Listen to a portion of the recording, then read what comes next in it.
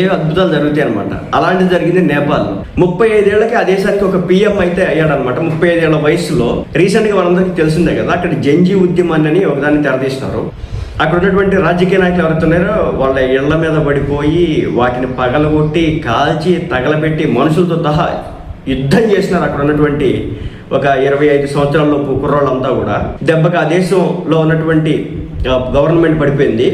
ఇక ఇప్పుడు మరోసారి ఎలక్షన్స్ చేయగా 35 ఏళ్ళ కలిగినటువంటి ఒక ర్యాపర్, పాటలు పాడేటటువంటి ఒక వ్యక్తి నేపాల్ ప్రధాని ఎన్నికయ్యాడు అనమాట. సో ఇతని పేరు వచ్చేసి బాలేంద్ర షా. ఇతని గురించి చూద్దాం ఈ వీడియోలో.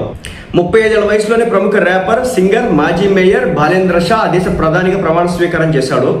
గత ఏడాది యువత నేతృత్వంలో జరిగినటువంటి భారీ నిరసనల తర్వాత జరిగినటువంటి మొదటి ఎన్నికల్లో బాలే నేతృత్వంలోని రాష్ట్రీయ స్వతంత్ర పార్టీ ఆర్ఎస్పీ క్లీన్ స్వీప్ చేసింది. అవినీతి, వారసత్వ రాజకీయాలు, పాత తరం నాయకుల వైఫల్యాలతో విసిగిపోయినటువంటి